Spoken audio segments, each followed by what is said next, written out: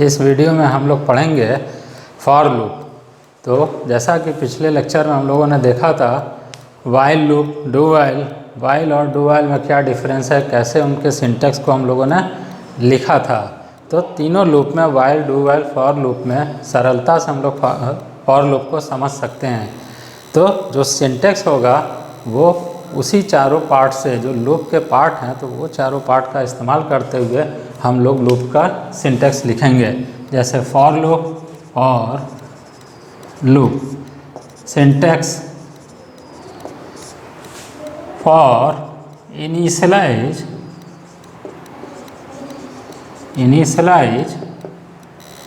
फिर देखिए यहाँ सेमीकोलन है, इनिशियलाइज के बाद सेमीकोलन, देन टेस्ट कंडीशन को टेस्ट करेगा, फिर सेमीकोलन, देन अपडेट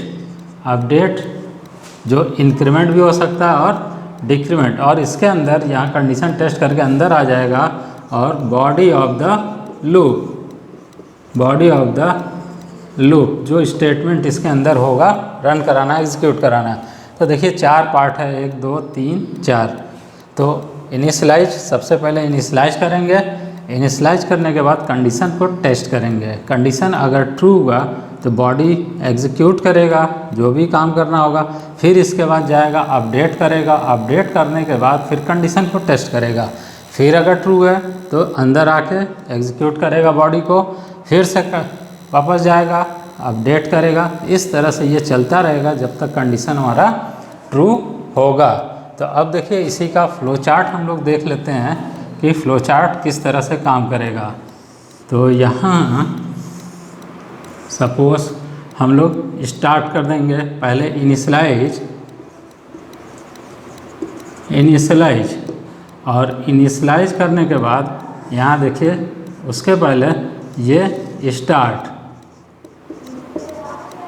किए, इनिशियलाइज किया, इनिशियलाइज करने के बाद यहाँ से आ जाएगा टेस्ट कंडीशन को टेस्ट करेगा। अगर ये ट्रू हुआ तो फिर यहाँ से आके जो बॉडी ऑफ द लूप होगा या जो स्टेटमेंट होगा उसको एग्जीक्यूट करेगा। बॉडी ऑफ द लूप ये एग्जीक्यूट करेगा। अगर यहाँ से ये एग्जीक्यूट किया उसके बाद ये इधर फिर से यहाँ आ जाएगा और जहाँ अपडेट करेगा, जो कंडीशन को अपडेट कर देगा। तो इस तरह से फिर अपडेट करने के बाद फिर यहाँ पर कंडीशन टेस्ट करेगा, फिर इस तरह से ये चलता रहेगा। तो फिर से एक बार देख लीजिए कि यहाँ से स्टार्ट किया इनिशियलाइज, एक इनिशियल वैल्यू हम लोग इसको प्रोवाइड कर देंगे। इनिशियली जब वैल्यू मिल गया तो कंडीशन चेक करेगा, अगर कंडीशन ट्रू है तब तो फिर आगे एग्जीक्यूट किया, execute body of the loop के बाद आता है फिर अपडेट करेगा। ये अपडेट मतलब कंडीशन के अकॉर्डिंग इंक्रीमेंट और डिक्रीमेंट दोनों भी हो सकता है, इसमें जो भी ज़रूरत के हिसाब से हम लोग रिक्वायरमेंट के अकॉर्डिंग लिख लेंगे। फिर यहाँ पर कंडीशन को टेस्ट करेगा, अगर ये ट्रू हुआ यहाँ से तो फिर अंदर आ गया, अगर यहीं फॉल्स हो गया तो ये यहीं से आके स्टॉप कर देगा, इस तरह से लूप को स्टॉप कर देगा। तो इस तरह से इसका फ्लो चार्ट है फॉर का। इनिशियलाइज, कंडीशन टेस्ट किया, body of the loop, then update, फिर कंडीशन टेस्ट, ये इस तरह से चलता रहेगा। इनिशियलाइज का मतलब एक बार स्टार्ट किए, इनिशियलाइज कर दिए, यहाँ आ गया, फिर ये यहीं से इस तरह से रोटेट करता रहेगा जब तक कंडीशन ट्रू, फॉल्स के केस में यहाँ पे आपका बाहर आ जाएगा। तो ये है फॉर लूप का फ्लो चार्ट और ये सिंटेक्स। इसमें देखिए बीच में सेमीकोलन है, यहाँ भी सेमीकोलन, लास्ट में सेमीकोलन नहीं होगा। तो इस तरह से हम लोग एक क्वेश्चन को कर लें, जैसा कि हम लोगों ने देखा था बाकी में वाइल लूप और डू वाइल के केस में कि किसी भी नाम को एक नाम ले लें, उसको 5 टाइम प्रिंट करना है। तो 5 टाइम प्रिंट करना है तो एक इनिशियल वैल्यू देंगे सिंटेक्स के according, for i equal to suppose 1 से लेके 1 से लेके स्टार्ट करें, कितना 5 टाइम होगा 5 तक, आई लेस देन इक्वल टू 5 और यहाँ अपडेट कर दें। तो आई इक्वल टू आई प्लस 1 लिखें या आई प्लस प्लस लिखें, तो इसका मतलब होता है प्लस प्लस का एक इंक्रीमेंट, या इसी को लिख सकते हैं i equal to i plus 1 भी यहाँ लिख सकते हैं, कोई दिक्कत नहीं। तो इसका मतलब एक ही इंक्रीमेंट, अगर 2 है तो 3 होगा, 3 है तो 4 होगा। अब इसके बाद हम लोग बॉडी ऑफ द लूप में वो मैसेज जो प्रिंट करना है, प्रिंट क्या करना है, नाम को प्रिंट करना है, सपोज XYZ प्रिंट करना है। तो अब देखिए एकदम सिंपल, यहाँ i इक्वल टू 1, कंडीशन यहाँ पर चेक किया 1 लेस देन 5 सही है, तो यहाँ आ गया। यहाँ आने के बाद XYZ प्रिंट कर दिया, फिर i की वैल्यू कितनी हो गई, अब जैसे ही प्रिंट किया बॉडी ऑफ द लूप के बाद एक इंक्रीमेंट कर दिया, तब ये 2 हो गया, कंडीशन सही है। फिर अंदर आ गया XYZ प्रिंट कर दिया, फिर ये 3 हो गया, 3 के केस में चेक किया सही है तो प्रिंट कर दिया XYZ, फिर वापस गया 3 के बाद ये 4 हो गया, कंडीशन सही है, अंदर आया प्रिंट कर दिया XYZ, फिर वापस आया 5, कंडीशन सही है, फिर आपका XYZ प्रिंट कर दिया। फिर जैसे ही ये 6 हो जाएगा वो कंडीशन फॉल्स होगा, इसको ब्रेक करके बाहर चला आएगा।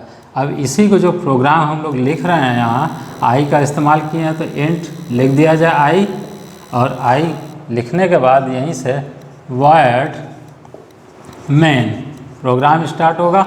इसका करली ब्रेसेस यहाँ गेट ch वगैरह भी लगा सकते हैं। अब इसमें प्रिंट लगाएं तो हैश इंक्लूड stdio.h हम लोग लिख देंगे, और इसी का आउटपुट देख सकते हैं कि बाकी दोनों लूप से ये सिंपल है, समझने के लिए आसानी से हम लोग समझ सकते हैं ये होगा। अब इसी तरह से एक क्वेश्चन और कर लें जो वाइल लूप में और डू वाइल में हम लोग बात किए थे कि फैक्टोरियल ऑफ एनी नंबर, जो कि हमेशा स्टार्टिंग में दिया जाता है लूप के लिए। तो factorial of any number, suppose any number में क्या है कि अगर फैक्टोरियल 3 का लेना हो तो इस तरह से 3 का फैक्टोरियल, तो 3 इंटू 2 इंटू 1 लिख सकते हैं। अब देखिए मल्टीप्लिकेशन और एडिशन कॉम्पिटेटिव होता है, तो ये हम इस तरह से 1 इंटू 2 इंटू 3 भी लिख दें तो कोई दिक्कत नहीं। तो इस तरह से भी इसको समझ सकते हैं। अगर फैक्टोरियल 5 का वैल्यू निकालना हो तो 1 इंटू 2 इंटू 3 इंटू 4 इंटू 5 ऐसे हम लोग कर सकते हैं। अगर n तक का निकालना होगा तो अप टू n तक। तो यूज़र के ऊपर डिपेंड करना है यहाँ पे कि कितने का फैक्टोरियल निकालना है। तो अगर n का निकालना है फैक्टोरियल तो 1 into 2 into 3 up to n जो भी कुछ होगा, या इसी को रिवर्स में भी कर सकते हैं n into n minus 1 into n minus 2, ये भी रिवर्स है ही है 3 2 1। तो जिस तरह से भी आप कर सकते हैं। तो अब ये ध्यान रखेंगे कि लूप कहाँ से जिसका फैक्टोरियल निकालना है वहाँ से लेके उस नंबर तक, 1 से लेके उस नंबर तक का हमें मल्टीप्लाई करके कहीं ना कहीं स्टोर कर देना है। तो अब देखिए कि अगर फैक्टोरियल n का निकालना है, n क्या नंबर है, फिक्स नंबर तो है नहीं, 5 है 4 है 3 है। तो यहाँ पर हम लोग एक वैल्यू रीड कर लें या पहले लूप चला ही लें, फॉर i इक्वल टू 1 से लेके i less than equal to, अगर हमें 4 निकालना है 5 का निकालना है तो 5 तक चलेगा, n का निकालना है तो n लिख दें और i प्लस प्लस लिख देंगे, और यहीं पे जो भी कोडिंग होगा उसको हम लोग लिखेंगे। तो अब देखिए फैक्टोरियल निकालने के लिए कहीं ना कहीं स्टोर करना होगा ना, एक वेरिएबल f ले लें। तो f के अंदर हम लोग क्या करें, f को स्टार्टिंग में 1 दे दें, 1 दे दें। अब इसी 1 में एक बार 1 का मल्टीप्लाई करें, जो रिज़ल्ट आएगा उसमें 2 का मल्टीप्लाई करें, जो रिज़ल्ट आएगा 3 का मल्टीप्लाई, मतलब इसी में 1 का मल्टीप्लाई करें, फिर इसी में 2 का करें, फिर इसी में 3 का करें। इस तरह से जितना भी हमको होगा निकाल लेंगे। तो f equal to F into I हम लोग ले लें। अब देखिए मल्टीप्लिकेशन के केस में अगर हम इनिशलाइज करेंगे f को तो कभी भी हम लोग 0 से नहीं करेंगे, क्योंकि 0 से मल्टीप्लाई करेंगे तो सारा 0 आ जाएगा। इसलिए मल्टीप्लिकेशन में हम लोग 1 को आइडेंटिटी लेते हैं। तो जब इनिशलाइज करेंगे f को तो उसकी वैल्यू 1 देंगे। तो इसके पहले हम लोग ये देख लें कि n की वैल्यू है कितना, scan f percent sign d %n। अब n की वैल्यू 3 देंगे, 2 देंगे, इस तरह से जितना भी हम लोग लिखेंगे वो ऑटोमेटिकली रीड कर लेगा। अब n की वैल्यू यहाँ पर चाहें तो मैसेज लिख सकते हैं, print f enter the value. इससे मैसेज स्क्रीन पर आएगा एंटर द वैल्यू, फिर वैल्यू रीड कर लेंगे n की वैल्यू। अब हम लोग क्या करें कि डिक्लेयर कर दें n की वैल्यू, i की वैल्यू, f इस्तेमाल है, सारा का सारा देख रहे हैं कि इंटीजर है, तो इंट सपोज n ले लें, i का इस्तेमाल किए हैं और f का इस्तेमाल किए हैं। तो f की वैल्यू हम लोग यहाँ पर इनिशलाइज यहीं कर दें, यहाँ कर दें, कहीं कर दें, इक्वल टू 1 दे दें, तो जिससे f की वैल्यू इनिशियली 1 हो जाएगा। और जब भी यहाँ पर 1 में मल्टीप्लाई i की वैल्यू एक बार 1 होगा, फिर 2 होगा, फिर 3 होगा, इसी तरह से इसमें n तक मल्टीप्लाई करेगा। अब प्रोग्राम को यहाँ पर लिखें वर्ड मेन। अब देखिए प्रिंट एफ वगैरह लिखा गया है, स्कैन एफ, तो यहाँ पर हैश इंक्लूड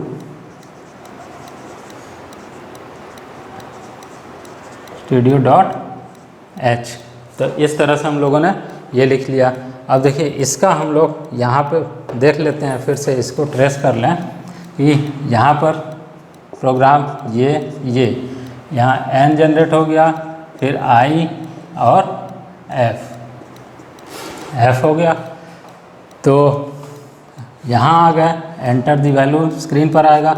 n की वैल्यू सपोज हम लोगों ने दे दिया 5, फिर यहाँ आया, अब n यहाँ 5 होगा, i इक्वल टू 1 से है ही है, 1 लेस देन 5 सही है, तो f के अंदर कितना आ जाएगा, i 1 था, f की वैल्यू कितना हो गया 1 इंटू 1, इसमें 1 स्टोर हो गया, तो ये 1 हो गया।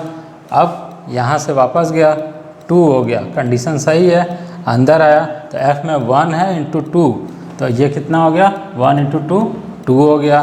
फिर वापस गया तो ये 3 हो गया, सही है कंडीशन। फिर यहाँ आया तो अब देखिए 2 इंटू 3, इसमें 6 आ जाएगा, f में 6 आ गया।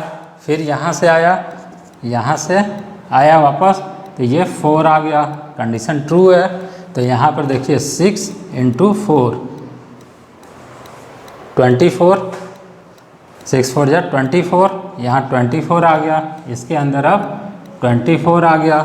फिर यहाँ के बाद यहाँ आया, फिर वापस गया तो ये 5 हो गया, कंडीशन ट्रू है, इक्वल तो ही है।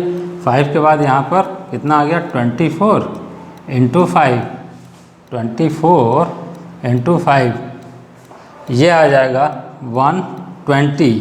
तो अब इसके अंदर आ गया 120। अब फिर यहाँ आया, फिर इसके बाद वापस गया, ये 6 हो गया, तो ये गलत हो गया। जैसे ही ये गलत हो गया कंडीशन, तो इसके बाहर आ जाएगा। तो अब बाहर आ जाएगा तो हम लोग को ओवरऑल प्रिंट क्या करना है, इसके f के वैल्यू को, जो फैक्टोरियल हम लोग इसमें स्टोर कर रहे हैं f के वैल्यू को, तो यहीं पे प्रिंट कर दें, प्रिंट f %d और f को प्रिंट कर दें। यहाँ पर मैसेज लिख सकते हैं factorial of n equal to या फैक्टोरियल ऑफ 5, जो भी लिख सकते हैं, प्रिंट कर दें। तो ये हो गया यहाँ से ये। अब इसके प्रिंट करने के बाद जैसे 120 यहाँ प्रिंट कर दिया, चाहें तो गेट ch यहाँ लगा दें, यहाँ स्क्रीन क्लियर लगा के कोनिया.h लगा सकते हैं। तो ये फैक्टोरियल हो गया, फैक्टोरियल किसी भी नंबर का निकाल सकते हैं हम लोग। अब देखिए फैक्टोरियल निकालने के बाद 1-2 क्वेश्चन आप अपने से खुद से कर लीजिएगा यहाँ, कि पहला क्वेश्चन ये है, sum of the series 1 + 2 + 3 + 4 up to n तक, सम ऑफ द सीरीज। दूसरा क्वेश्चन करेंगे, टेबल ऑफ एनी नंबर, किसी भी दिए हुए नंबर का टेबल हम लोग कैसे निकालेंगे। तीसरा है, हम लोग ये देख लेंगे थर्ड वाला, कि 1 से, या दूसरा क्वेश्चन कर लिए, number of leap year between 2000 and 3000, number of leap year between 2000 and 3000, तो इसके बीच में नंबर ऑफ लीप ईयर निकाल लेंगे। फोर्थ क्वेश्चन है, प्राइम नंबर, दिए हुए नंबर को बताना है कि प्राइम है या नहीं। फिफ्थ है, फिबोनाची सीरीज, फिबोनाची सीरीज। ये 5 क्वेश्चन है, इससे रिलेटेड प्रैक्टिस हो जाएगा। Thank you.